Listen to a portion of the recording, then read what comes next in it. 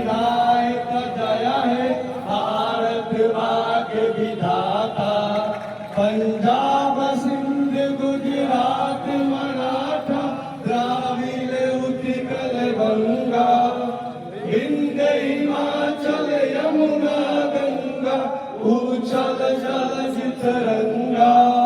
तब शुभ नामे जागे तब शुभ आशीष मांगे गाए तब जय गाथा। जन गण मंगल नायक जय है भारत भाग्य विधाता।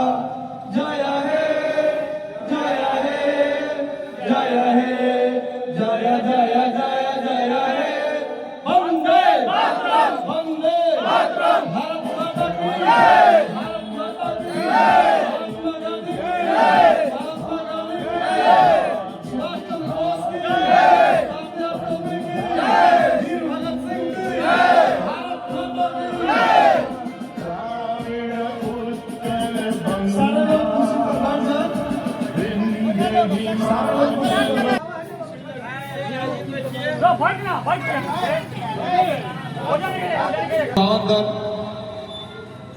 एवं मेरे प्यारे साथियों, बहुत खुशी की बात है कि हम सब लोग एकत्रित होकर अपने राष्ट्र के सम्मान में गणतंत्र दिवस के अवसर पर हम लोग झंडा तोलन किए और उसको सलामी दिए। ये बहुत ही खुशी की बात है। हम सब, हमारा जो देश है 28 राज्यों और 8 केंद्र शासित प्रदेशों, 36 राज्यों का हमारा देश और इतनी विभिन्नताएं, अलग अलग भाषा, अलग अलग बोली, अलग अलग व्यक्ति, अलग अलग संस्कृति और जो अलग अलग धर्म के रहने वाले लोग हैं, अलग अलग होते हुए भी हमारा जो राष्ट्रीय पर्व है और राष्ट्र के नाम पर फिर भी हम एक हैं। आपको ये समझना चाहिए कि इतनी विभिन्नताओं के बावजूद पीछे क्या कारण है। तो इसके पीछे सबसे बड़ा कारण है कि राष्ट्र को चलाने वाली जो किताब जिसका नाम संविधान है, उसके चलते हम राष्ट्र में हमारी जो राष्ट्रीय चेतना है, राष्ट्रीय भावना है, राष्ट्र के नाम पर इतनी विभिन्नताओं के बावजूद हम सब एक हैं। और यह संविधान इतनी विभिन्नताओं के बावजूद होकर ये 77 वर्षों से ये 77वां गणतंत्र दिवस के अवसर पर हम लोग एकत्रित हुए हैं और मना रहे हैं। है और अक्षुण्णता है। हम सब की जिम्मेवारी है कि यह हमेशा के लिए बरकरार रहे। यह 26 जनवरी इसलिए मनाया जाता है ताकि हम विभिन्नताओं के बावजूद राष्ट्र के नाम पर एकजुट होकर और इस तिरंगे को सलामी दें और हम इस पर्व को मनाएं और एकता का प्रतीक बने।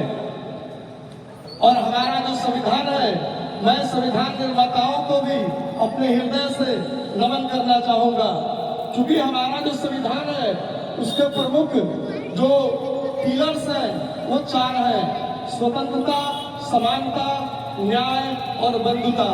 इन 4 पिलरों के आधार पर टोटल संविधान हमारा लिखा गया है और यह हमेशा बरकरार रहे। हम आज गणतंत्र दिवस के दिन सबको संकल्प लेना चाहिए कि ये जो 4 पिलर है हर हाल में बरकरार रहना चाहिए।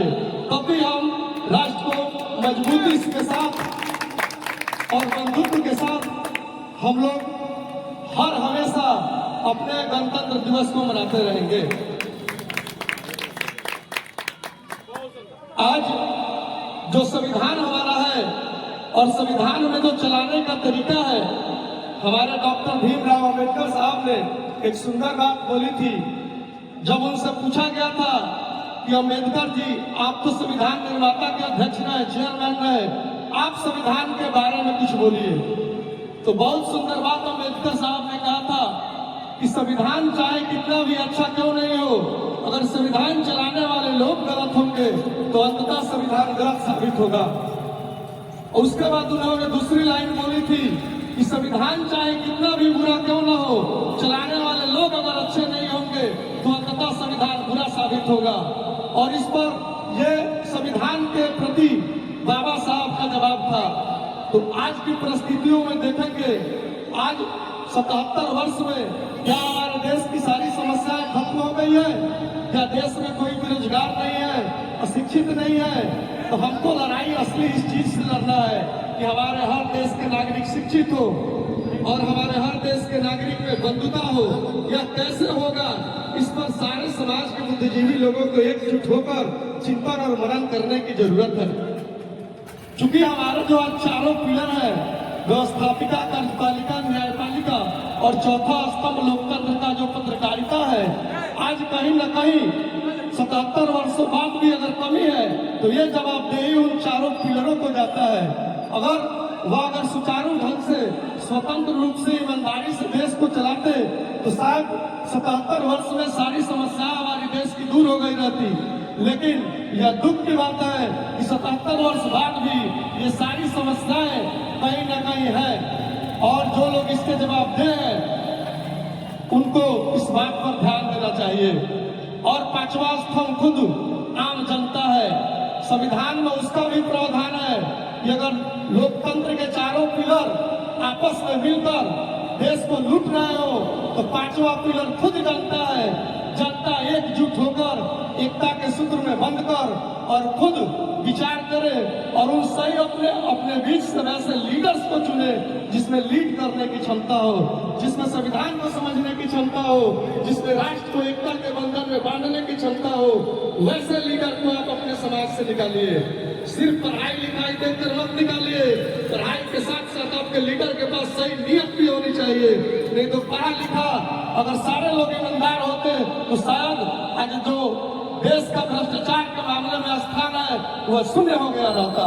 शून्य नहीं है, पूरे विश्व में भ्रष्टाचार के मामले में हमारा देश का स्थान 150 है, 150 पर है। 208 देशों की सूची में 150 में अगर भ्रष्टाचार में स्थान है तो कहीं न कहीं अपने आप में एक शर्म की बात है उन लोगों के लिए जिनके ऊपर इन संविधान को चलाने की जिम्मेदारी है। जनता जनार्दन से, चूंकि उनकी संख्या ज्यादा नहीं है, आप करिएगा नहीं। देश चलाने वाले की कुल संख्या मात्र 3% है। 97% आम जनता है। आम जनता से मैं निवेदन करना चाहता हूं, अगर लोकतंत्र के चारों स्तंभ भ्रष्टाचार में लिप्त हो जाए तो आप लोग अपने बीच से ऐसे लीडर को चुनिए जो पढ़ा लिखा समझदार हो। अगर समझदार नहीं हो तो आप अपने बेटों को कहिए तुम पढ़ो, इसके लिए समाज मिलकर चंदा दे, पढ़ाई करे, देश को समझो, संविधान को समझो, उच्च शिक्षा को प्राप्त करो और देश को आगे लीड करो। और उसकी नीयत सही हो। समझदारी और पढ़ाई के साथ साथ नीयत का सही होना जरूरी है। आप अपने बीच से वैसे लीडर्स को चुने और तब जाकर हमारी जो सारी समस्याएं हैं वह दूर हो सकेंगी। बस मैं इन्हीं एक शायरी के साथ अपने वाणी को विराम दूंगा। जो भरा नहीं भावों से जिसमें बातीर स्थार नहीं, जो भरा नहीं भावों से जिसमें बातीर स्थार नहीं, खून नहीं वो पानी है जिसको वतन से प्यार नहीं, जिसको वतन से प्यार नहीं।